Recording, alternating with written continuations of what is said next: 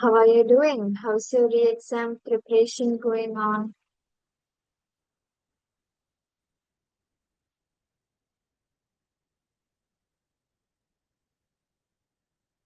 Okay.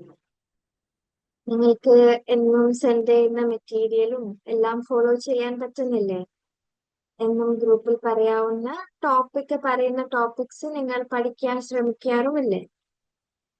നമുക്ക് ഈ കുറഞ്ഞ സമയം കൊണ്ട് ഏറ്റവും യൂസ്ഫുൾ ആക്കുന്ന രീതിക്കാണ് നമ്മൾ ഇത് പോകുന്നത്, മനസ്സിലായല്ലോ? അപ്പം നിങ്ങൾക്ക് പലപ്പോഴും ആങ്ഷ്യസ് ആവുന്നുണ്ടാവും, അതായത് എല്ലാം ഇൻക്ലൂഡ് ആവുന്നുണ്ടോ എന്നുള്ളത്. പക്ഷെ നമ്മൾ മനസ്സിലാക്കേണ്ടത് നമുക്ക് കുറച്ച് ദിവസമാണ് കിട്ടിയിട്ടുള്ളത്. ആ ദിവസങ്ങളിൽ നമുക്ക് ഏറ്റവും മാക്സിമം എങ്ങനെ എല്ലാം കവർ ചെയ്യാൻ പറ്റും, എങ്ങനെ PYQs ആ ഒരു സ്റ്റഡീസിൽ ഇൻക്ലൂഡ് ചെയ്യാൻ പറ്റും, ആ രീതിക്കാണ് നമ്മൾ ഈ ഒരു ടാസ്ക് തരുന്നതും നിങ്ങൾക്ക് ഗ്രൂപ്പിൽ രാവിലെ ടാസ്ക് തരുന്നതും ഡോക്യുമെന്റ് തരുന്നതെല്ലാം. ഓക്കെ. അപ്പം ഒരുപാട് ആങ്ഷ്യസ് ആയിട്ട് ഒന്നും പഠിക്കാണ്ട് നിൽക്കല്ല നിങ്ങൾ ചെയ്യേണ്ടത്. നിങ്ങൾക്ക് മാക്സിമം എന്താണോ ചെയ്യാൻ പറ്റുന്നത് അതെന്നും ഓരോ ദിവസം ചെയ്തുകൊണ്ട് നിൽക്കുക ഈ എക്സാം വരേക്കും. അതാണ് പറയാനുള്ളത് കേട്ടോ. ഓക്കെ. നമ്മൾ PYQ ഡിസ്കഷൻസ് ആണ് രാത്രി കണ്ടക്ട് ചെയ്യാറുള്ളത്. ഇന്നലെ നിങ്ങൾക്ക് June 25 PYQ സ്റ്റാർട്ട് ചെയ്തിട്ടുണ്ടായിരുന്നു അല്ലേ? ഇന്ന് നമ്മൾ അതിന്റെ ഒരു കണ്ടിന്യൂഷൻ ആയിരിക്കും. I'll share my screen with you.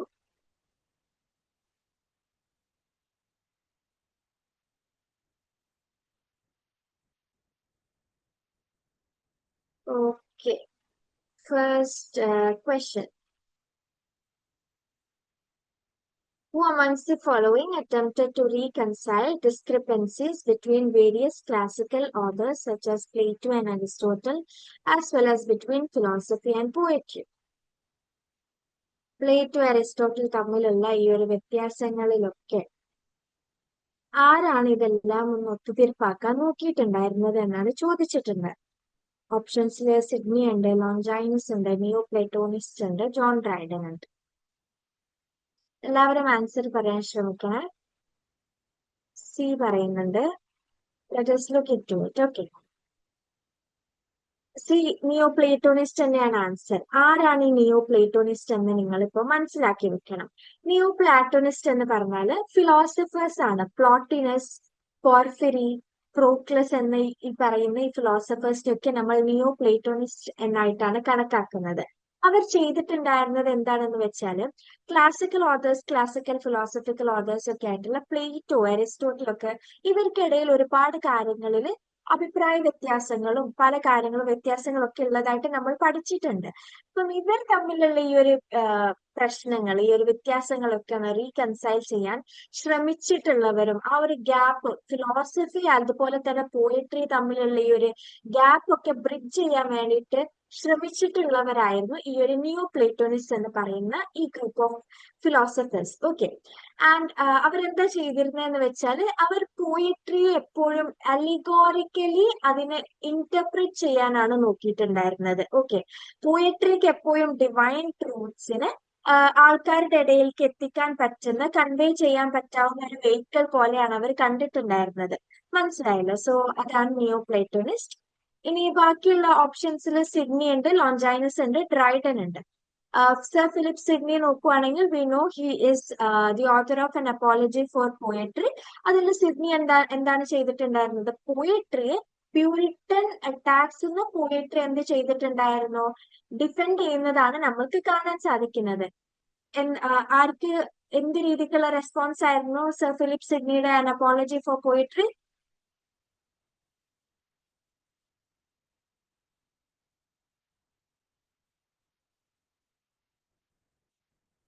Yes, goes on in the school of abuse. Okay, very good.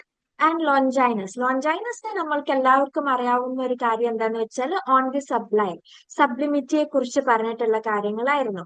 ഗ്രേറ്റ്നെസ്സിന് അത്രയും ഇമ്പോർട്ടൻസ് കൊടുക്കുക, എല്ലാം ഒന്ന് എലിവേറ്റ് ചെയ്ത് കാണുക, ഇതായിരുന്നു ലോഞ്ചൈനസിന്റെ ഒരു ഫിലോസഫി എന്ന് പറയുന്നത്. Okay. And John Dryden and English neo classical critique ആണ് ഡ്രൈഡൻ. ഡ്രൈഡന്റെ മേജർ വർക്ക് എന്ന് നമ്മൾ പറയുന്നത് ആൻ എസ്സി ഓഫ് ഡ്രമാറ്റിക് പോയസിയിലാണ്. അതിൽ ഡ്രമാറ്റിക് തിയറിയെ കുറിച്ച് പറയുന്നുണ്ട്. ഏൻഷ്യൻസും മോഡേൺസും തമ്മിലുള്ള ആ ഒരു ഡിഫറൻസസും ആ ഒരു ഡിബേറ്റ് നമുക്ക് കാണാൻ പറ്റും. യൂണിറ്റീസിനെ കുറിച്ചിട്ട് പറയുന്നതൊക്കെ നമുക്ക് കാണാൻ സാധിക്കും ജോൺ ഡ്രൈഡന്റെ ആൻ എസ്സി ഓഫ് ഡ്രമാറ്റിക് പോയസിയിൽ. ഇതിൽ വരുന്ന ഈ ഒരു ക്യാരക്ടേഴ്സും അവരെ റെപ്രസെന്റ് ചെയ്യുന്നത് എന്തായിരുന്നു എന്നുള്ളതൊന്ന് പെട്ടെന്ന് പറയൂ. ആരൊക്കെയായിരുന്നു? An essay of dramatic poesy Crites ഉണ്ട്, നിയാൻഡർ ഡ്രൈഡൻ ആയിരുന്നു, യൂജീനിയസ് ഉണ്ട്, പിന്നെ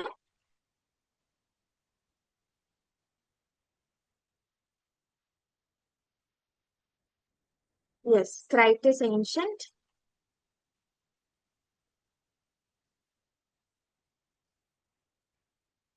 യെസ് ലിസീഡസ് ഉണ്ട്. ഓക്കെ,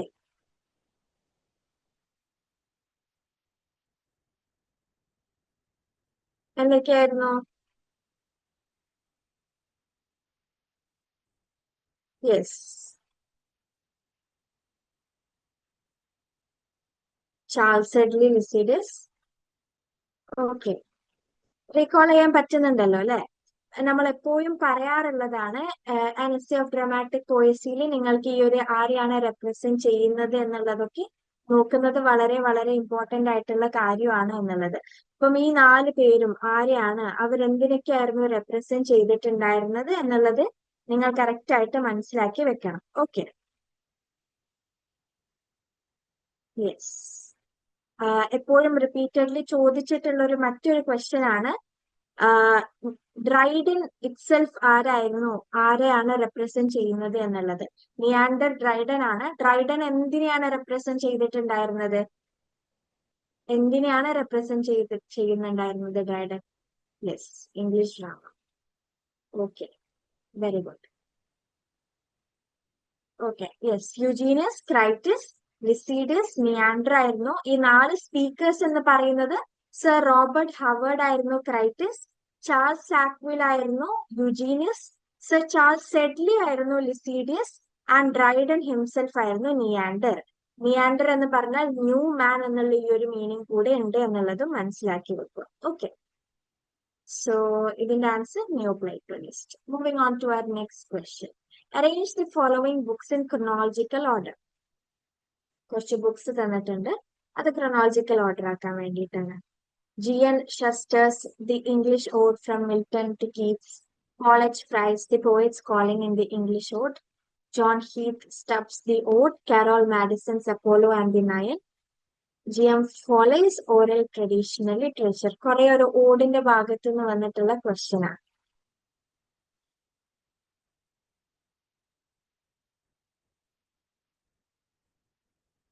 കുറച്ച് ായി തോന്നുന്ന ക്വസ്റ്റ്യൻ ആയിരിക്കും. ആൻസർ ചെയ്യാൻ വേണ്ടിയിട്ട് ട്രൈ ചെയ്യുക കേട്ടോ.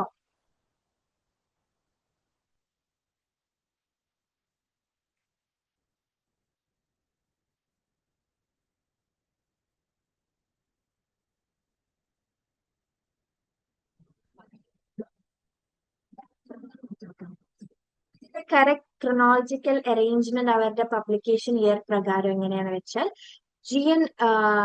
ജി എൻ ഷസ്റ്റേഴ്സിന്റെ English ode from Milton to Keats publish ചെയ്യുന്നത് 1940-ലാണ്. ഓക്കെ, 1940-ലാണ് ജി.എൻ. ഷസ്റ്റേഴ്സിന്റെ English ode from Milton to Keats. ഈ ഒരു ടൈറ്റിൽ നിങ്ങൾ ഓർത്തു വെക്കുക, the English ode from Milton to വർക്കാണ് എന്നുള്ളത് ഓർത്തു വെക്കുക. ഓക്കെ, ആൻഡ് കാരോൾ മാഡിസന്റെ Apollo and the nine history of the ode publish ചെയ്യുന്നത് 1960-ലാണ്. ജോൺ ഹീത്ത് സ്റ്റബ്സിന്റെ ദ ഓഡ് പബ്ലിഷ് ചെയ്യുന്നത് 1969-ലാണ്. പോൾ എച്ച് ഫ്രൈന്റെ the poet's calling in the English ode publish ചെയ്യുന്നത് 1980-ലാണ്. G.M. ഫോളിയുടെ ഓറൽ ട്രഡീഷണൽ ലിറ്ററേച്ചർ പബ്ലിഷ് ചെയ്യുന്നത് 1981-ലാണ്.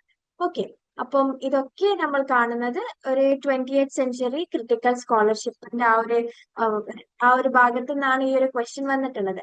ചില ക്വസ്റ്റ്യൻ പേപ്പർ വളരെ ടഫ് ആവാറുണ്ട്. ക്രിറ്റിസിസമെന്നും കണ്ടംപററി ക്രിറ്റിസിസമെന്നും നമ്മൾ പ്രതീക്ഷിക്കാത്ത ഭാഗത്തു നിന്നൊക്കെ ക്വസ്റ്റ്യൻസ് വരാറുണ്ട്. അപ്പൊ നിങ്ങൾ അങ്ങനത്തെ ക്വസ്റ്റ്യൻസ് നിങ്ങൾ കാണുമ്പോൾ നിങ്ങൾ പാനിക് ആവല്ല ചെയ്യേണ്ടത്. നിങ്ങൾ എന്താണ് മനസ്സിലാക്കേണ്ടത്, നിങ്ങൾക്ക് മാത്രമല്ല ഈ ഒരു ക്വസ്റ്റ്യൻ അൺഫെമിലിയർ ആയിട്ടുള്ളത്, പ്രിപ്പയർ ചെയ്ത് ഏറെക്കുറെ എല്ലാവർക്കും ഈ ഒരു ബുദ്ധിമുട്ട് അവർ ഫേസ് ചെയ്യും.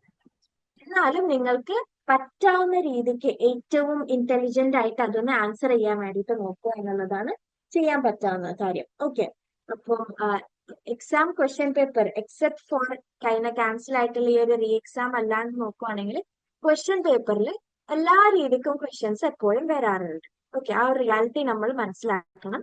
ആ ഒരു റിയാലിറ്റി മനസ്സിലാക്കാൻ കൂടി വേണ്ടിയിട്ടാണ് നമ്മൾ PYQസും ചെയ്യുന്നത്. ഇത് നിങ്ങൾ ചെയ്യുമ്പോൾ ഈ ഒരു ടൈറ്റിൽസും ആ മാച്ച് ചെയ്യുന്ന പേരുകളും നിങ്ങൾ ഓർത്തു വെക്കാനും ശ്രമിക്കുക. Okay, next one very important one ആണിത്. ലിസ്റ്റ് 1 ലിസ്റ്റ് 2ന്റെ ഒപ്പം മാച്ച് ചെയ്യാൻ വേണ്ടിയിട്ടാണ്. Okay, wait a minute.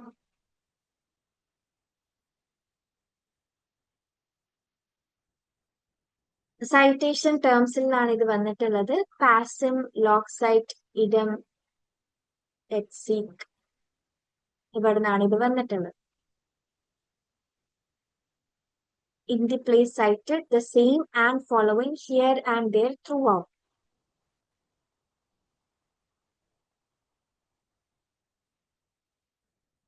എല്ലാവരും സി ആണ് പറയുന്നത്.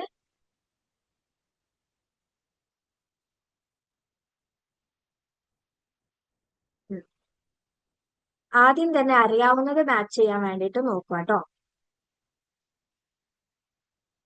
എല്ലാവരും ഒരേ സ്വരത്തിൽ സി തന്നെ പറയുന്നു. നമുക്ക് നോക്കാം. ഓക്കെ,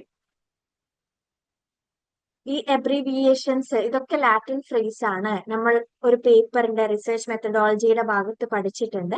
ലാസ്റ്റ് ഈ ഒരു സൈറ്റേഷൻസ് വർക്ക് സൈറ്റഡ് എന്നുള്ള പേജില് അവിടെ നമ്മൾ ഉപയോഗിക്കുന്ന ഓരോരോ ടേംസും ആ ഒരു ലാറ്റിൻ ഫ്രേസും അതിന്റെ മീനിങ്ങും അതെന്തിനാണ് യൂസ് ചെയ്യുന്നത് എന്നുള്ളതും മനസ്സിലാക്കി വെക്കണം.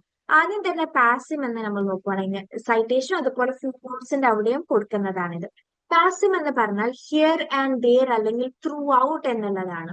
ഓക്കെ, അതായത് ആ ഒരു കോൺസെപ്റ്റ് പല സ്ഥലത്തായിട്ട് അപ്പിയർ ചെയ്യുന്നുണ്ട്. ആ ഒരു ടെക്സ്റ്റിൽ നമ്മൾ കാണുന്നുണ്ട് എന്നുണ്ടെങ്കിൽ അതിന് കൊടുക്കുന്നതാണ് പാസിം എന്നുള്ളത്. ഹിയർ ആൻഡ് ദേർ അല്ലെങ്കിൽ ത്രൂ ഔട്ട് ആണ് ഇതിന്റെ ഒരു മീനിങ് വരുന്നത്. ലോക്ക് സിറ്റ് എന്ന് പറഞ്ഞാല് ലൊക്കു സിറ്റാറ്റോ, ഇതിന്റെ ഒരു അബ്രീവിയേഷൻ ആണ് ഈ ഒരു ലോക്ക് സിറ്റ് എന്ന് പറയുന്നത്. ഇതിന്റെ മീനിങ് എന്ന് പറഞ്ഞാൽ ഇൻ ദി പ്ലേസ് സൈറ്റഡ് എന്നുള്ളതാണ്. ആ ഒരു സിറ്റ് എന്ന ആ ഒരു CIT കാണുമ്പോൾ നിങ്ങൾക്ക് സൈറ്റഡ് എന്ന് നിങ്ങൾ ഓർത്ത് വെച്ചാൽ മതി.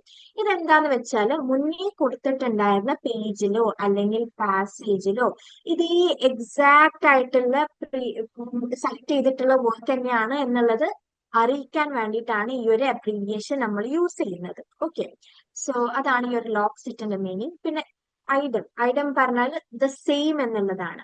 ദ സെയിം എന്ന് ഉദ്ദേശിക്കുന്നത് ഡിനോട്ട് ദി സെയിം ഓർഡർ. നമ്മൾ മുന്നേ പറഞ്ഞിട്ടുള്ള സൈറ്റ് ചെയ്തിട്ടുള്ള അതേ ഓർഡർ ആണ് എന്ന് പറയാൻ വേണ്ടിയിട്ടാണ് സെയിം. അതാണ് നമ്മൾ ഐഡംനെ കൊണ്ട് ഉദ്ദേശിക്കുന്നത്. പിന്നെ HSEQ എന്ന് പറഞ്ഞാൽ അബ്രീവിയേഷൻ ഓഫ് എച്ച് സീക്വൻസ് എന്നുള്ളതിന്റെ അബ്രീവിയേഷൻ ആണ് ഈ ഒരു ETSEQ എന്നുള്ളത്.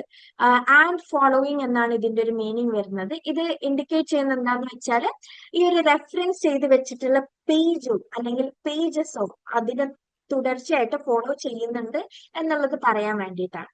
ഓക്കെ, അപ്പം ഇത്രയും കാര്യം മനസ്സിലായെന്ന് വിശ്വസിക്കുന്നു. ഇത് കറക്റ്റ് ആയിട്ട് നിങ്ങൾ നോക്കണം, കൺഫ്യൂഷൻസ് വരരുത് ഈ ഒരു ഭാഗത്തുനിന്ന്. Okay, correct answer C. Now moving on to our 24th question. Identify the subtitle of Oliver Goldsmith's semi-autobiographical poem, The Traveler. A prospect of society, the citizen of the world, the fashionable lover, an ancient epic poem.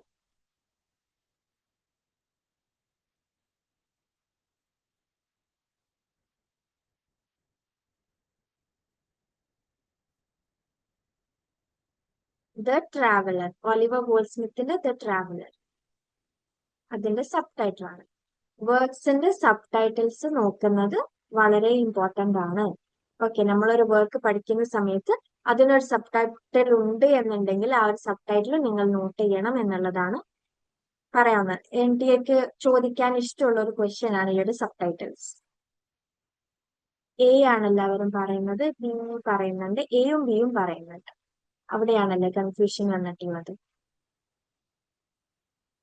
നോക്കാം നമുക്ക്. The traveller or A prospect of society ആണ് full title. Oliver gold സ്മിത്തിന്റെ തന്നെ philosophical exploration ആണ് നമ്മൾ ഇതിൽ കാണുന്നത്. ഹാപ്പിനെസിനെ കുറിച്ചിട്ട്, അൺഹാപ്പിനെസിനെ കുറിച്ചിട്ട്, പല വ്യത്യസ്തമായ സൊസൈറ്റിയിലും നേഷൻസിലും അവിടെയൊക്കെ ഉണ്ടാവുന്ന ഈ ഒരു ഹാപ്പിനെസ്സും അൺഹാപ്പിനെസിന്റെ കാര്യമൊക്കെയാണ് ഇതിൽ പറയുന്നത്. ഒലിവർ ഗോൾഡ് സ്മിത്ത് തന്നെ യൂറോപ്പ് ട്രാവൽ ചെയ്തപ്പോൾ ഉണ്ടായിട്ടുണ്ടായിരുന്ന എക്സ്പീരിയൻസ് വെച്ചിട്ടാണ് ഈ ഒരു പോയിമിൽ നമ്മൾ പല കാര്യങ്ങളും പറയുന്നതായിട്ട് കാണുന്നത്. ഓക്കെ, ഇനി മറ്റ് കൊടുത്തിട്ടുള്ള ഓപ്ഷൻസ് നമ്മൾ നോക്കുവാണെങ്കിൽ അതൊക്കെ എന്താണെന്നുള്ളതും കൂടി ഒന്ന് നോക്കി വെക്കുക.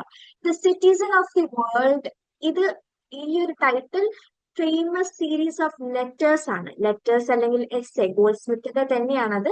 അതിൽ എന്ത് ചെയ്യുന്നുണ്ട്, ഈ ഒരു വെസ്റ്റേൺ സൊസൈറ്റിയെ സെറ്ററൈസ് ചെയ്യുന്ന നമുക്ക് കാണാം. അതായത് ഒരു ചൈനീസ് ട്രാവലറിന്റെ കണ്ണിലൂടെ വെസ്റ്റേൺ സൊസൈറ്റിയെ സെറ്ററൈസ് ചെയ്യുവാണ്. ഓക്കെ, അത് അല്ലാണ്ട് ഇതൊരു സബ് ടൈറ്റിലോ പോയമോ ഒന്നുമല്ല, ഇതൊരു എസ്സേന്റെ സീരീസ് ആണ് അല്ലെങ്കിൽ ഒരു സീരീസ് ഓഫ് ലെറ്റേഴ്സ് ആണ് എന്നുള്ളത് മനസ്സിലാക്കുക. ദ ഫാഷനബിൾ ലവർ ഒരു സെന്റിമെന്റൽ കോമഡി പ്ലേ ആണ്. റിച്ചാർഡ് ക്യൂബലാൻഡിന്റെ കോമഡി പ്ലേ ആണിത്. Okay, and ancient epic poem the traveller അതൊരു ഡിസ്ക്രിപ്റ്റീവ് ഫിലോസഫിക്കൽ വേഴ്സ് എസ്സേ ആണ്. അതൊരു ഏൻഷ്യന്റ് എപ്പിക് ആയിട്ട് നമുക്ക് കണക്കാക്കാൻ പറ്റില്ല. Okay, moving on to our next question. Who has coined the term ontology? Jacques Derrida, Felix Guattari, Gilles Deleuze, none of these. None of these കാണുന്ന സമയത്ത് നിങ്ങൾക്ക് confusions വരാറുണ്ടോ? അങ്ങനെ പല രീതിക്ക് നമ്മൾക്ക് ഒരുപാട് കൺഫ്യൂഷൻസ് വരുന്ന രീതിക്ക് ക്വസ്റ്റ്യൻസ് വരാം. നോക്കാം, ആൻസർ ചെയ്യാൻ വേണ്ടിട്ട് ട്രൈ ചെയ്യൂ. ഡി പറയുന്നുണ്ട്.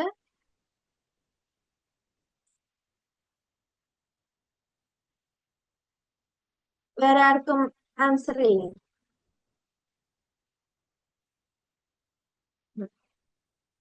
ഡി പറയുന്നുണ്ട്, എ പറയുന്നുണ്ട്, സി പറയുന്നുണ്ട്, ബി പറയുന്നുണ്ട്. എല്ലാം വന്നു. എല്ലാവർക്കും ഒരുപാട് കൺഫ്യൂഷൻ ഉണ്ടെന്ന് തോന്നുന്നു. നമുക്ക് നോക്കാം. ഓക്കെ, ഓൺടോതിയോളജി എന്നുള്ള ഈ ഒരു ടേം കോയിൻ ചെയ്തിട്ടുള്ളത് ഇമാനുവൽ കാന്റ് ആണ്. ഓക്കെ, ഇത് എന്തിനെ ഡിഫറൻഷിയേറ്റ് ചെയ്യാൻ വേണ്ടിയിട്ടായിരുന്നു? ബിറ്റ്വീൻ ടു ടൈപ്പ്, രണ്ട് ടൈപ്പ് തിയോളജിയെ കുറിച്ചിട്ട് ഡിഫറൻഷിയേറ്റ് ചെയ്യാൻ വേണ്ടിയിട്ടാണ് ഇതിൽ അത് കോയിൻ ചെയ്തിട്ടുണ്ടായിരുന്നത്. അതായത് ട്രാൻസെൻഡന്റൽ തിയോളജി, അത് പറയാൻ വേണ്ടിയിട്ട്, ആ ഒരു ഡിഫറൻഷിയേഷൻ കൊണ്ടുവരാൻ വേണ്ടിയിട്ടായിരുന്നു.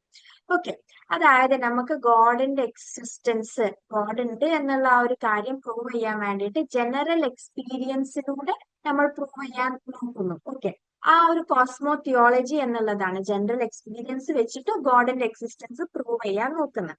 ആ ഒരു കൺക്ലൂഷനും ആൻഡ് ഡിറൈവിങ് ഇത്, ഈ ഒരു കോൺസെപ്റ്റ് കിട്ടുന്നത് പ്യുവർലി ഓൺടോ തിയോളജിന്റെ ബേസിസിലാണ്.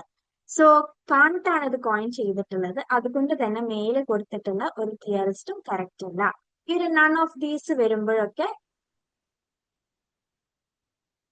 നൺ ഓഫ് ദീസ് വരുന്ന സമയത്തൊക്കെ നമുക്ക് ഇങ്ങനെ ഡൗട്ട് വരാം. ഓക്കെ, നൺ ഓഫ് ദീസ് വരുമോ വരില്ലേ എന്നുള്ള ഒരു ഡൗട്ടൊക്കെ വരാം. കറക്റ്റ് ആയിട്ടൊന്ന് ആലോചിച്ചിട്ട് ആൻസർ ചെയ്യാൻ വേണ്ടിയിട്ട് നോക്കുക. ഓക്കെ, നമുക്ക് ഓരോരുത്തരെയും നോക്കാം. ഇതിൽ ജാക്ക് ഡെറീഡ എന്ത് ചെയ്തിട്ടുണ്ട്? ഈ ഒരു ക്രിട്ടീക്ക് ചെയ്തിട്ടുണ്ട്. ഈ ഒരു ഓൺടോ തിയോളജിക്കൽ ട്രഡീഷൻ ഒരുപാട് ക്രിട്ടീക്ക് ചെയ്തതായിട്ട് നമുക്ക് കാണാൻ സാധിക്കും. ഓക്കെ, ഇതില് ലോഗോസെൻട്രിസും വെസ്റ്റേൺ ഫിലോസഫി ഒക്കെ പറഞ്ഞിട്ടാണ് ഇത് കുറെ ക്രിട്ടിക് ചെയ്തിട്ടുണ്ടായിരുന്നത്. ഈ ഒരു ടേം പക്ഷെ ഡെറീഡ ഒരിക്കലും കോയിൻ ചെയ്തിട്ടില്ല, കാന്റ് ആണ് കോയിൻ ചെയ്തിട്ടുള്ളത്. ഓക്കെ, പിന്നെ ഗിലീസ് ഡെലൂസ് ആൻഡ് ഫിലിക്സ് ഗുട്ടാരി നമ്മൾ നോക്കുവാണെങ്കിൽ ഇവർ രണ്ടുപേരും പോസ്റ്റ് മോഡേൺ തിയറിസ്റ്റ് ആണ്. ഇവരെന്ന് പറയുന്ന സമയത്ത് നിങ്ങൾക്ക് ഓർമ്മ വരേണ്ട വർക്ക് ഏതാണ്? ഡെലൂസും ഗുട്ടാരിയും പറയുന്ന സമയത്ത് ഓർമ്മ വരേണ്ട വർക്ക് ഏതാണ്?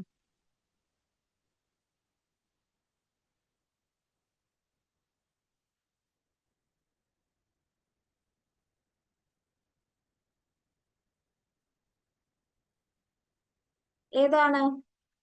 യെസ്,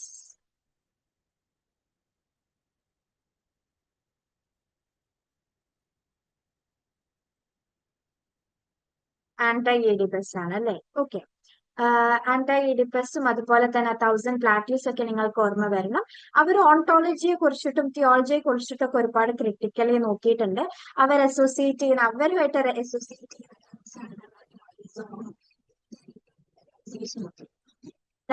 റൈസോം എന്ന് പറഞ്ഞാൽ അതൊരു ഫിലോസഫിക്കൽ മെറ്റഫോർ ആണ്. 1000 പ്ലാറ്റ്യൂസിലാണ് ഇവരിത് കൊണ്ടുവന്നിട്ടുണ്ടായിരുന്നത്. അതായത് നമുക്കൊരു ജിഞ്ചർ അല്ലെങ്കിൽ ഒരു ഗ്രാസ് ഒക്കെ പോലെ എങ്ങനെയാണുള്ളത് അതിന്റെ ഒരു റൂട്ട് കണ്ടിട്ടില്ലേ?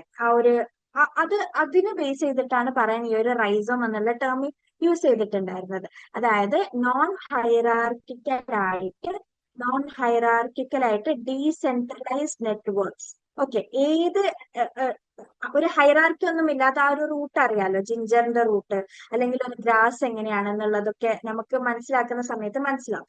അവിടെ ഒരു ഡീസെൻട്രലൈസ് നെറ്റ്വർക്ക് ആണ്. ഏത് പോയിന്റും വേറൊരു പോയിന്റിലേക്ക് എപ്പോൾ വേണമെങ്കിലും കണക്ട് ചെയ്യാൻ പറ്റും. അല്ലാണ്ട് സാധാരണ ഒരു ട്രഡീഷണൽ വേർട്ടിക്കൽ കോൺസെപ്റ്റ് അല്ല അവിടെ വരുന്നത്. മനസ്സിലായോ? ആ ഒരു വ്യത്യാസം പറയാൻ വേണ്ടിയിട്ടാണ് ഈ ഒരു റൈസോം എന്നുള്ള ടേം ഗൊട്ടാരി. വോയിസ് ബ്രേക്ക് ഉണ്ടോ?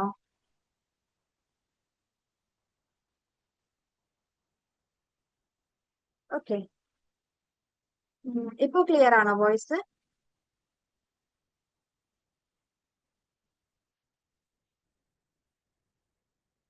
ഓക്കെ. റൈസോം എന്ന് പറയുന്ന സമയത്ത് റൈസോം ഒരു ഗ്രാസ് അല്ലെങ്കിൽ ഒരു ജിഞ്ചർ എന്നുള്ള ഈ ഒരു പ്ലാന്റിനെ നിങ്ങൾ ഓർത്താൽ മതി. അതായത് ഒരു ട്രഡീഷണൽ ട്രീ. ആ ഒരു ട്രീ, അതിന്റെ ഒരു റൂട്ട്, ഒരു വേർട്ടിക്കൽ ആയിട്ടുള്ള ഒരു ഹൈറാർക്കി ഉണ്ടാവും എല്ലാത്തിനും, അല്ലെ? ഈ ഒരു ഹൈറാർക്കി അല്ലാണ്ട് ഒരു ഡീസെൻട്രലൈസ് നെറ്റ്വർക്ക് ഏതൊരു പോയിന്റും മറ്റൊരു പോയിന്റുമായിട്ട് കണക്ട് ചെയ്യാൻ പറ്റും. ആ ഒരു ഹൈറാർക്കിക്കൽ സ്ട്രക്ചർ, ആ ഒരു ഹൊറിസോണ്ടൽ സ്ട്രക്ചറിനെയാണ് നമ്മൾ എന്ത് പറയുന്നത്, ഈ ഒരു റൈസോം എന്ന് പറയുന്നത്. അതൊരു ഫിലോസഫിക്കൽ കോൺസെപ്റ്റ് ആണ്. അത് ഡെലൂസും ഗൊട്ടാരും 1000 പ്ലാറ്റ്യൂസിലാണ് ഇത് കോയിൻ ചെയ്തിട്ടുണ്ടായിരുന്നത് എന്നുള്ളതാണ്.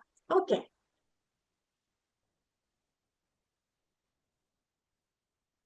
Now moving on to our next question. Choose the correct statement.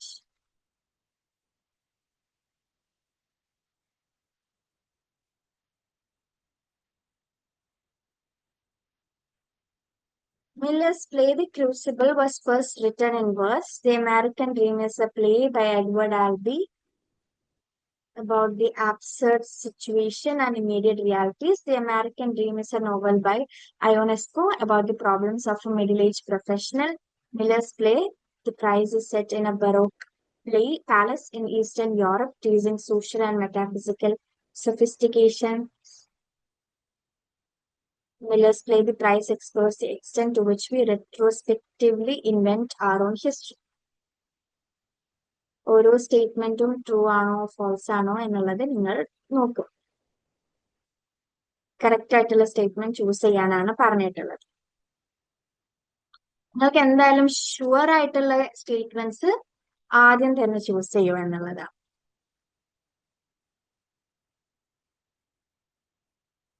D പറയുന്നുണ്ട്, ഈ ട്രൂ ആണെന്ന് പറയുന്നുണ്ട്.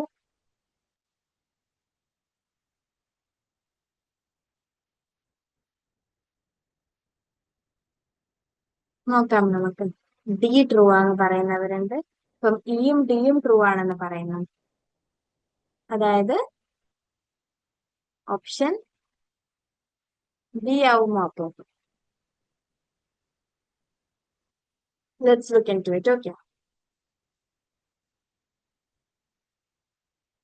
Now, സ്റ്റേറ്റ്മെന്റ് എയും ബിയും ഇയുമാണ് കറക്റ്റ് ആയിട്ടുള്ളത്.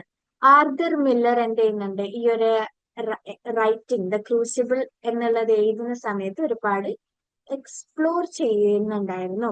ദ ക്രൂസിബിൾ ഇൻ വേഴ്സ് രീതിക്കാണ് അത് എഴുതിയിട്ടുണ്ടായിരുന്നത്. അപ്പൊ അത് റിവൈസ് ചെയ്യുന്ന മുന്നിട്ട് ആ ഒരു എക്സ്പെരിമെന്റ് ചെയ്യുന്നതായിട്ട് നമുക്ക് കാണാം. എഡ്വേർഡ് ആൽബിയുടെ ദ അമേരിക്കൻ ഡ്രീം എന്ന് പറയുന്നത് ഒരു ആബ്സർഡിസ്റ്റ് പ്ലേ ആണ്. ആർതർ മില്ലറുടെ ദ പ്രൈസ് എന്ത് ചെയ്യുന്നുണ്ട്, ഫാമിലി ഡൈനാമിക്സ് ഒക്കെ ഒരുപാട് എക്സ്പ്ലോർ ചെയ്യുന്നുണ്ട്. ഒരു ലൈഫ് ചോയ്സ് നമ്മൾ എടുക്കുമ്പോൾ അവിടെ വരുന്ന ഒരു കോസ്റ്റ് എന്തൊക്കെയാണെന്നുള്ളത് പറയുന്നുണ്ട്. എങ്ങനെയാണ് ഓരോ individual how they read to actively shape and invent ഓരോ ഇൻഡിവിജ്വലും അവരുടേതായിട്ടുള്ള ഹിസ്റ്റോറിക്കൽ നാരറ്റീവ്സ് കൊണ്ടുവന്നിട്ട് അവരുടെ ജീവിതം എങ്ങനെയാണ് ജസ്റ്റിഫൈ ചെയ്യാൻ നോക്കുന്നത് എന്നൊക്കെ അതിൽ പറയുന്നുണ്ട്. ഓക്കെ, അതുകൊണ്ട് തന്നെ ഓപ്ഷൻ എയും ഡിയും ഇയും കറക്റ്റ് ആണ്. Okay, So C is incorrect because American Dream is not a novel by Eugene Ionesco. American Dream ആരുടേതാണ്? Upside is one act play by Edward Albee ആണ്. ഓക്കെ, ഇപ്പോൾ തന്നെ നമുക്ക് ആ ഒരു ഓപ്ഷൻ ഇൻകറക്റ്റ് ആണ് എന്നുള്ളത് മനസ്സിലാക്കാം. അമേരിക്കൻ ഡ്രീം എഡ്വേർഡ് ആൽബിയുടേതാണ് എന്നുള്ളത് നമ്മൾ നോട്ട് ചെയ്യുന്ന സമയത്ത്. ഓക്കെ, അയോണെസ്കോയുടെ ഇതൊക്കെ ആണ് നിങ്ങൾക്ക് അറിയാവുന്ന വർക്ക്സ്? അയോണെസ്കോയുടെ, ജീൻ അയോണെസ്കോ. അയോണെസ്കോ ചോദിച്ചിട്ടുണ്ട് കേട്ടോ കുറച്ച് ക്വസ്റ്റ്യൻസിൽ. യെസ്, ബാൽ സൊപ്രാനോ ഉണ്ട്, റൈനോസെറോസ് ഉണ്ട്. Okay, D is also incorrect because Miller's pay the price എന്താ ഒരു ബറോക്ക് പാലസിലൊന്നും അല്ല സെറ്റ് ചെയ്തിട്ടുള്ളത്. ഒരു മാൻഹാട്ടൻ ബ്രൗൺ സ്റ്റോൺ ആർട്ടിക്കിലാണ് അത് സെറ്റ് ചെയ്തിട്ടുള്ളത്. വളരെ ഓൾഡ് ആയിട്ടുള്ള ഫാമിലി ഫർണിച്ചർ ഒക്കെയാണ് നമുക്ക് അവിടെ കാണാൻ സാധിക്കുന്നത്. ഓക്കെ, സോ ഇത്രയും കാര്യമാണ് ഈ ഒരു ക്വസ്റ്റ്യൻ നിങ്ങൾ മനസ്സിലാക്കേണ്ടത്. Chairs also. Now moving on to our next question. വീണ്ടും സ്റ്റേറ്റ്മെന്റ് ആണ്. കറക്റ്റ് ആയിട്ടുള്ള സ്റ്റേറ്റ്മെന്റ് ചൂസ് ചെയ്യാനാണ്. ഇങ്ങനെ ഒരുപാട് സ്റ്റേറ്റ്മെന്റ്സ് കാണുന്ന സമയത്ത് ഇങ്ങനെ ഒരു മടുപ്പ് വരരുത്. നിങ്ങൾ കറക്റ്റ് ആയിട്ട് ഓരോന്ന് അനലൈസ് ചെയ്തിട്ട് നിങ്ങൾക്ക് വളരെ ഷുവർ ആണ് എന്നുള്ള ട്രൂ ആണ് എന്ന് തോന്നുന്നത് ആദ്യം തന്നെ സെലക്ട് ചെയ്ത് വെക്കുക, ടിക്കിട്ട് വെക്കുക നിങ്ങൾ ആദ്യം. ഓക്കെ, അപ്പൊ നിങ്ങൾക്ക് ആ ബാക്കിയുള്ള ഓപ്ഷൻസ് എലിമിനേറ്റ് ചെയ്യാൻ പറ്റും പെട്ടെന്ന്. Macaulay was the practical man of affairs, helping and rejoicing in the progress of his beloved country.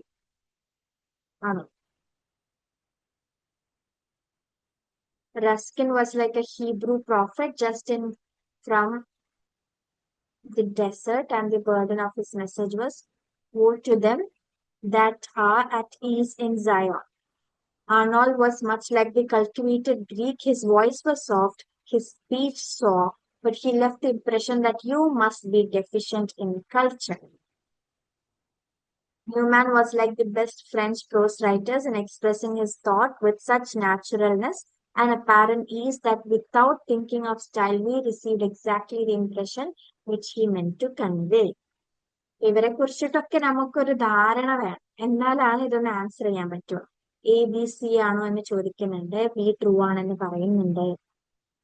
Woe to them that are at ease in Zion എന്ന് റസ്കിൻ പറഞ്ഞിട്ടുണ്ട് എന്നാണ് പറയുന്നത്. നോക്കാം നമുക്ക് ആൻസർ. ഓക്കെ, ACD ആണ് കറക്റ്റ് ആയിട്ട് നമുക്ക് കാണാൻ പറ്റുന്നത്. ഓക്കെ, ഈ ഒരു വിക്ടോറിയൻ പ്രൂസ് മാസ്റ്റേഴ്സിനെ കുറിച്ചിട്ടാണ് ഇതിൽ പറയുന്നത്. Macaulay is renown. മെക്കോളേനെ നമുക്കറിയുന്ന ഈ ഒരു പ്രാഗ്മാറ്റീവ് പ്രോഗ്രസീവ് ആയിട്ട് ഈ ഒരു വിഗ് ഹിസ്റ്ററിനെ ഒരു വിഗ് കാഴ്ചപ്പാടിൽ നിന്നാണ് മെക്കോളെ നോക്കിയിട്ടുണ്ടായിരുന്നത്. ഓക്കെ, അർണോൾഡ് ചാമ്പ്യൻ ചെയ്തിട്ടുള്ള കാര്യമായിരുന്നു ഹെലനിസം. ഹെലനിസം, സ്വീറ്റ്നെസ് ആൻഡ് ലൈറ്റ് ഒക്കെ അർണോൾഡിന്റെ കോൺസെപ്റ്റ് ആയിരുന്നു. അതിൽ ഈ ഒരു കൾട്ടിവേറ്റഡ് ഗ്രീക്ക് എന്നുള്ള ഈ ഒരു കോൺസെപ്റ്റ് ഉണ്ട്. ഓക്കെ, അതൊക്കെ നമുക്ക് അറിയാവുന്ന കാര്യമാണ്.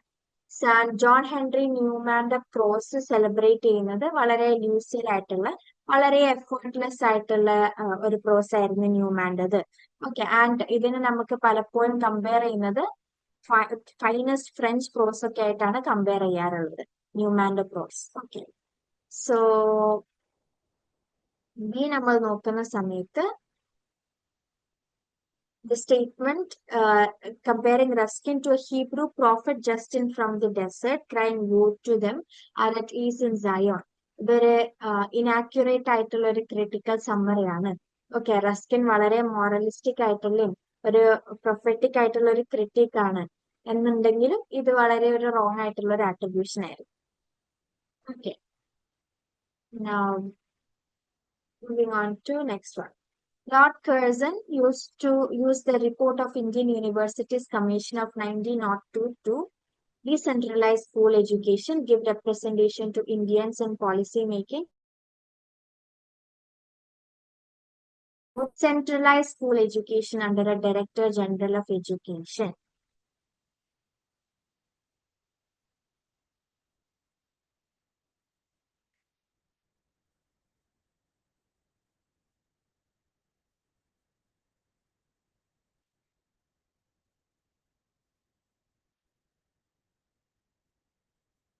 എല്ലാവർക്കും ഡൗട്ട് ഇല്ല, എല്ലാവരും ഡി ആണ് പറയുന്നത്. Indian universities commission of 1902. നിങ്ങൾക്ക് ഇന്ന് രാവിലെ തന്ന ഡോക്യുമെന്റിൽ ഇംഗ്ലീഷ് ഇൻ ഇന്ത്യ എന്നുള്ള ഈ ഒരു ടോപ്പിക് ഉണ്ടായിട്ടുണ്ടായിരുന്നു. ഡോക്യുമെന്റ് വായിച്ചിട്ടുണ്ടായിരുന്നു.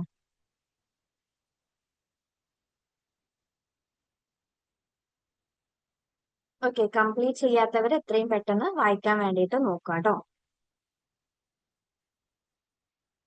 സോ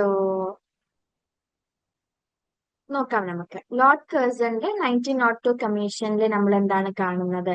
ഈ ഒരു സെൻട്രൽ ഗവൺമെന്റ് എഡ്യൂക്കേഷനെ മൊത്തത്തിൽ കൺട്രോൾ ചെയ്യുന്നത് അതിന് ജസ്റ്റിഫൈ ചെയ്യുന്ന രീതിക്ക് പല കാര്യങ്ങൾ ഇതിൽ നമുക്ക് കാണാം. ഇത് ഇന്ത്യൻ യൂണിവേഴ്സിറ്റീസ് ആക്ട് ഓഫ് 1904 എത്തിക്കുന്നുണ്ട് ഈ ഒരു കമ്മീഷൻ. ഓക്കെ, ഈ ഒരു ആക്ട് പ്രകാരം എന്തൊക്കെയാണ് നടന്നിട്ടുണ്ടായിരുന്നത്? റെഗുലേറ്റഡ് ആയിട്ട് ഈ ഒരു അഫിലിയേഷൻസിനെ റെഗുലേറ്റ് ചെയ്യണം.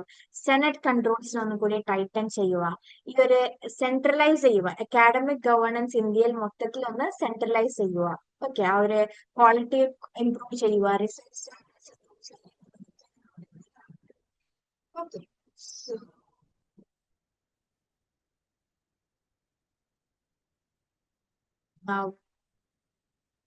നോക്കാം നമുക്ക്.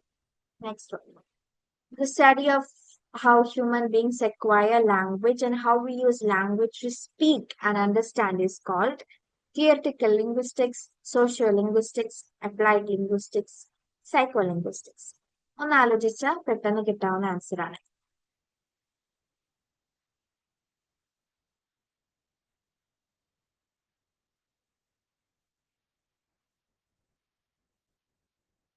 The study of how human beings acquire language ഉണ്ട് കേട്ടോ. ആ ഒരു ടേം അവിടെ നിങ്ങൾ മിസ്സാക്കിയിട്ട് ബാക്കിയുള്ളത് മാത്രം നോക്കരുത്.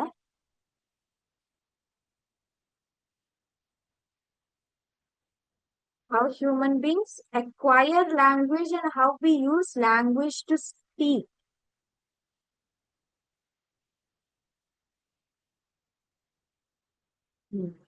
ഡൗട്ട് വരുന്നുണ്ടല്ലോ.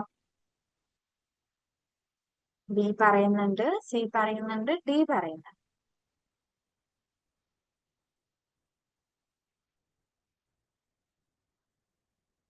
Let's look in to it. Okay,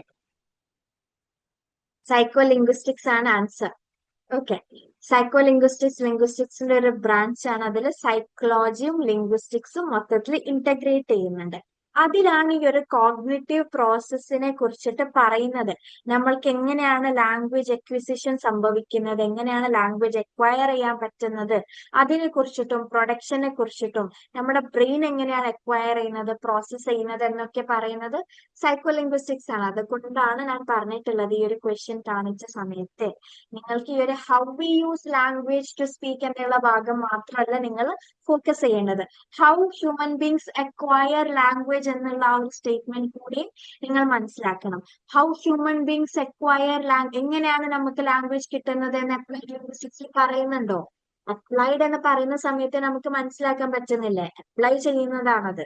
okay, acquire ചെയ്യുന്നതല്ല അതിൽ പറയുന്നത്.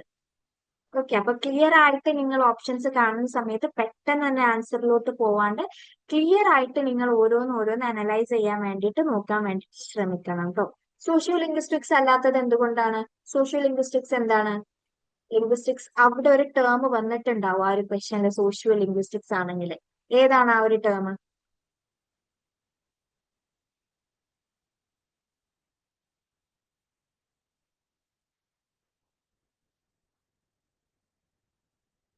യെസ്, സോഷ്യൽ കോണ്ടെക്സ്റ്റ് അല്ലെങ്കിൽ സൊസൈറ്റി എന്നുള്ള ആ ഒരു ടേം വന്നിട്ടുണ്ടാവും. ലാംഗ്വേജും സൊസൈറ്റിയും തമ്മിലുള്ളതാണ് ഈ ഒരു സോഷ്യോ ലിംഗ്വിസ്റ്റിക്സ് വരുന്നത്. ഓക്കെ, അപ്പം തിയറിറ്റിക്കൽ ലിംഗ്വിസ്റ്റിക്സ് എന്തിനാണ് ഫോക്കസ് ചെയ്യുന്നത്? ലാംഗ്വേജിന്റെ ഈ ഒരു കോമ്പണൻസിനെയാണ് ഫോക്കസ് ചെയ്യുന്നത്. അതായത് സിൻടാക്സ്, ഫൊണോളജി, മോർഫോളജി, സെമാൻറ്റിക്സ്, ഇങ്ങനത്തെ ലാംഗ്വേജിന്റെ തന്നെ ഓരോ ഈ ഒരു കോൺസെപ്റ്റിന്റെ കോമ്പണൻസിനെയാണ് തിയറിറ്റിക്കൽ ലിംഗ്വിസ്റ്റിക്സിൽ ഫോക്കസ് ചെയ്യുന്നത്. ഓക്കെ, ഇതിലാണ് നമുക്ക് ഈ ഒരു ചോംസ്കിയുടെ യൂണിവേഴ്സൽ ഗ്രാമർ എന്നുള്ള കാര്യമൊക്കെ കാണുന്നത്. ഓക്കെ, സോഷ്യോ ലിംഗ്വിസ്റ്റിക്സ് നമ്മൾ കാണുന്ന നേരത്തെ പറഞ്ഞതുപോലെ തന്നെ ലാംഗ്വേജും സൊസൈറ്റിയും തമ്മിലുള്ള ആ ഒരു റിലേഷൻഷിപ്പിലാണ് ക്ലാസും ജെൻഡറും എത്നിസിറ്റിയും ഒക്കെ വരുമ്പം അവിടെ ഉണ്ടാവുന്ന ലാംഗ്വേജ് വേരിയേഷൻ എന്താണ്, ഇൻഫ്ലുവൻസ് എങ്ങനെയാണ് പല സെക്ഷനിലും ഈ ഒരു ലാംഗ്വേജ് ഉണ്ടാവുന്നത് എന്നൊക്കെ. Okay, applied linguistics practical application ആണ്. ഈ ഒരു ലിംഗ്വിസ്റ്റിക് തിയറീസിന്റെ ആപ്ലിക്കേഷൻ പോലെയാണ് റിയൽ വേൾഡ് പ്രോബ്ലംസിലോട്ട് ഈ ഒരു ആപ്ലിക്കേഷൻ. ഇതിനാണ് നമ്മൾ ഈ ഒരു ലാംഗ്വേജ് ടീച്ചിങ് ടെസ്റ്റുകൾ വരാം, ട്രാൻസ്ലേഷൻ, സ്പീച്ച് തെറാപ്പി, അതൊക്കെ അപ്ലൈഡ് ലിംഗ്വിസ്റ്റിക്സിൽ വരുന്നതാണ്. ക്വസ്റ്റ്യൻസ് വരാറുണ്ട് ഇതിൽ നിന്ന്. നമുക്ക് കാണുമ്പോൾ പെട്ടെന്ന് ഈസി ആണെന്ന് തോന്നും, എന്നാൽ ഒന്ന് ആലോചിക്കാണ്ട് ആൻസർ ചെയ്താൽ പെട്ടെന്ന് മാറിപ്പോവാനും ചാൻസ് ഉണ്ട്. കറക്റ്റ് ആയിട്ട് ക്വസ്റ്റ്യനിൽ എന്താണ് ചോദിച്ചിട്ടുള്ളത് എന്ന് നോക്കുക, എന്നിട്ട് ഓരോ ഓപ്ഷന് അനലൈസ് ചെയ്യുക, കറക്റ്റ് ആയിട്ടുള്ള ഓപ്ഷൻ സെലക്ട് ചെയ്യുക കേട്ടോ. Okay, next one.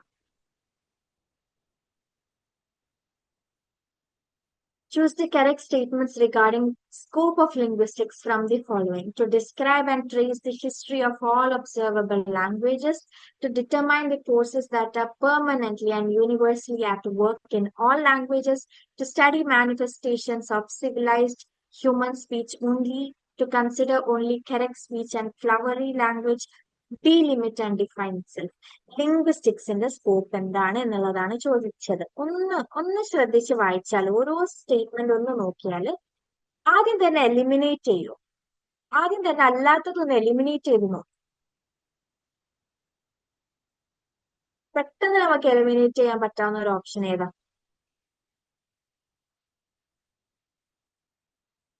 ഡീനെ നമുക്ക് പെട്ടെന്ന് എലിമിനേറ്റ് ചെയ്യാം. സി, യെസ്, സിയും നമുക്ക് പെട്ടെന്ന് എലിമിനേറ്റ് ചെയ്യാം. സിയും ഡിയും നമ്മൾ എലിമിനേറ്റ് ചെയ്യുന്നതോടെ ഓപ്ഷൻ ബി കട്ടാണ്, ഓപ്ഷൻ ഡിയും കട്ടാണ്, ഓപ്ഷൻ സിയും കട്ടാണ്. പിന്നെ ഏതാണ് ബാക്കിയുള്ളത്? മനസ്സിലായല്ലോ.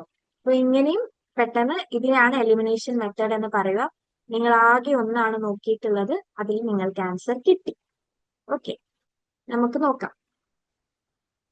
സോ ലിംഗ്വിസ്റ്റിക്സ് എന്ന് പറയുന്നത് it is the objective scientific study of ലാംഗ്വേജിനെയാണ് നമ്മൾ ലിംഗ്വിസ്റ്റിക്സ് എന്ന് പറയുന്നത്.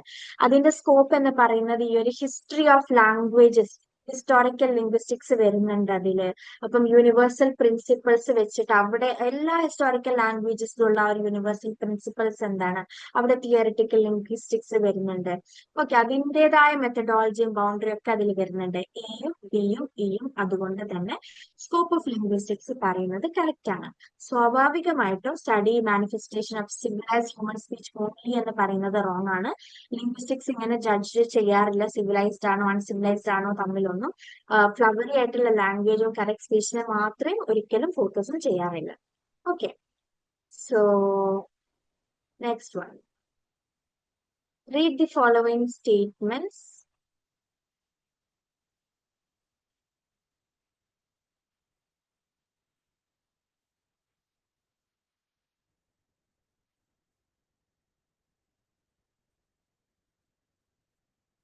Read the following statements carefully and choose the correct ones.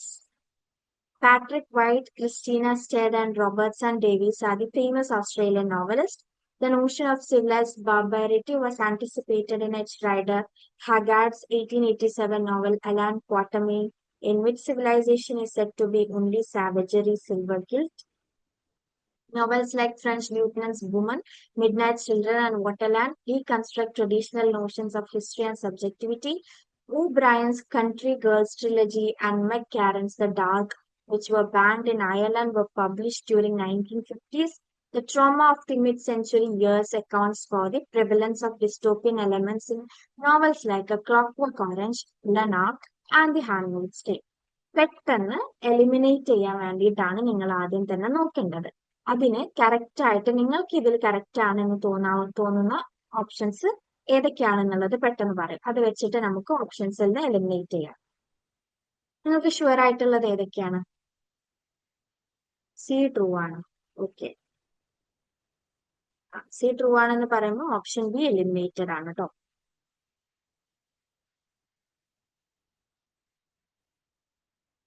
Wait ചെയ്യണം. ബി സി ഇ എന്നാണ് പറയുന്നത്. ബി സി എയും ട്രൂ ആണെന്ന് പറയുന്നുണ്ട്, സിയും ട്രൂ ആണെന്ന് പറയുന്നു. എയും സിയും ഒരുമിച്ച് വരുന്നത് ഏതിലാണ്? ഈ ട്രൂ ആണോ?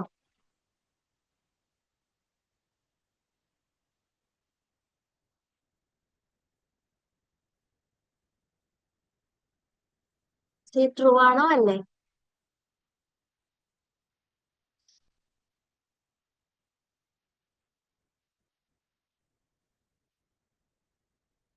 Let's look in to it. Okay, B C E തന്നെയാണ് ആക്യുറേറ്റ് ആയിട്ടുള്ള ആൻസർ. ഓക്കെ, ഹഗാഡ് ക്ലിയർലി പറയുന്നുണ്ട് എന്ത്, എക്സ്പ്ലിസിറ്റ്ലി യൂസ് ചെയ്യുന്നുണ്ട് ഈ ഒരു സാവേജറി സിൽവർ ഗിൽറ്റ് എന്നുള്ള ഈ ഒരു ഫ്രേസ് അലാർ വാട്ടർമൈനിൽ യൂസ് ചെയ്യുന്നതായിട്ട് നമുക്ക് കാണാൻ സാധിക്കും. Okay, and post modern historiographic metafiction like ഫൗളിന്റെ ഫ്രഞ്ച് ല്യൂട്ടനൻസ് വുമൺ, റുഷ്ദിയുടെ മിഡ് നൈറ്റ് ചിൽഡ്രൻ ആവട്ടെ, സ്വിഫ്റ്റിന്റെ വാട്ടർലാൻഡ് ആവട്ടെ, ഇതൊക്കെ ഹിസ്റ്ററിയെ ഡീകൺസ്ട്രക്ട് ചെയ്യുന്നുണ്ട്.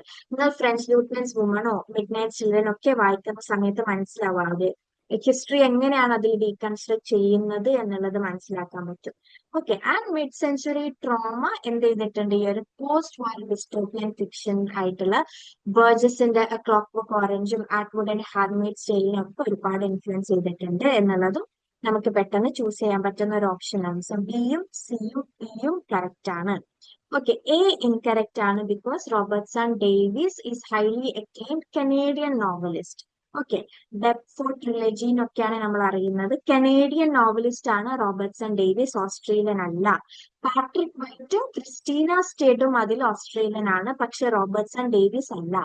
ഓക്കെ, ഡി ഇൻകറക്റ്റ് ആണ് because of the publication date. Edna ഒബ്രയന്റെ ദ കൺട്രി ഗേൾസ് പബ്ലിഷ് ചെയ്യുന്നത് 1960-ലാണ്. ജോൺ മെക്കാറിന്റെ ദ ഡാർക്ക് പബ്ലിഷ് ചെയ്യുന്നത് 1965-ലാണ്. ഓക്കെ, രണ്ടും അയർലൻഡിൽ ബാൻ ചെയ്തിട്ടുള്ളതാണ്, പക്ഷെ അവ രണ്ടും 1960s ബിലോങ് ചെയ്യുന്നതാണ്, 1950s. ഇതാണ് അതിൽ വന്നിട്ടുണ്ടായിരുന്ന കാര്യം. Okay, yes, clock work orange. ഇങ്ങനെ നമുക്ക് എന്തെങ്കിലുമൊക്കെ ഒന്ന് മനസ്സിലായാൽ മതി ഈ ഒരു സ്റ്റേറ്റ്മെന്റിൽ നിന്ന് ട്രൂ ആണോ അല്ലേന്ന് മനസ്സിലാക്കാൻ വേണ്ടിയിട്ട്. ഡിസ്റ്റോപ്പിയൻ ആണ് ക്ലോക്ക് വർക്ക് ഓറഞ്ച്. ആറ്റ്വുഡ് ബർജസിന്റെ ഇതാണെന്ന് അറിയാം. ആറ്റ്വുഡിന്റെ ഹാൻഡ്മെയ്ഡ് സ്റ്റൈൽ ആണെങ്കിൽ നമുക്കറിയാം ഡിസ്റ്റോപ്പിയൻ ആണെന്നുള്ളത്. Okay, so moving on to next question. John Gross, Wendy Martin, George Saintsbury, Richard Langman. The History of English Prose Rhythm, the Oxford Book of Essays, Essays by Contemporary American Women Analyzing Prose.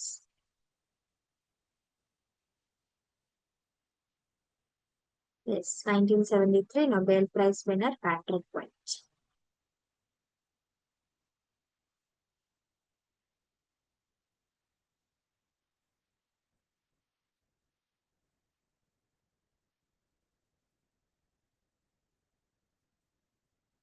A പറയുന്നു, C പറയുന്നു, A പറയുന്നു, എല്ലാം പറയുന്നവരുണ്ടല്ലോ.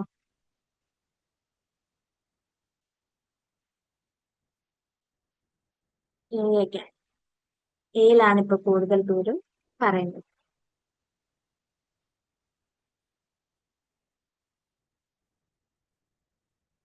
Let's look into this. Okay. ഇതിൽ literary ക്രിറ്റിക്സും അതിന്റെ എഡിറ്റേഴ്സും ഒരു ആന്തോളജിയുടെ എഡിറ്റേഴ്സും ക്രിറ്റിക്സും ആണ് ഇതിൽ കൊടുത്തിട്ടുള്ളത്. ഇപ്പൊ ജോൺ ഗ്രോസ് നോക്കുവാണെങ്കിൽ, ജോൺ ഗ്രോസ് ആണ് the Oxford book of essays edit ചെയ്തിട്ടുണ്ടായിരുന്നത്. വെൻഡി മാർട്ടിൻ ആണ് ഈ ഒരു the Beacon book of essays by contemporary American women എന്നുള്ള ഒരു കോമ്പുലേഷനും ആ എഡിറ്റഡ് വർക്ക്സിനെ ഫോക്കസ് ചെയ്തിട്ടുള്ളതായിരുന്നു Wendy Martin. George Saintsbury 19th or early 20th century critic ആണ് ഈ ഒരു സ്ട്രക്ചറൽ അനാലിസിസിനെ കുറിച്ചിട്ട് history of English prose rhythm അതിലൊരു സ്ട്രക്ചറൽ അനാലിസിസ് നടത്തിയിട്ടുണ്ടായിരുന്നു Saintsbury. And Richard Langman author ചെയ്തിട്ടുള്ളതാണ് അനലൈസിങ് പ്രോസ്. ഓക്കെ, സോ ഇത്രയും കാര്യങ്ങൾ നിങ്ങൾ ടൈറ്റിൽ നോക്കി വെക്കുക, ഈ ഒരു ഓതേഴ്സിനെ അല്ലെങ്കിൽ എഡിറ്റേഴ്സിനെയും നോക്കി വെക്കുക. ഓക്കെ, പെട്ടെന്ന് അറിയാവുന്നതുണ്ടെങ്കിൽ പെട്ടെന്ന് മാച്ച് ചെയ്യാനും വേണ്ടിയിട്ട് ശ്രമിക്കുക.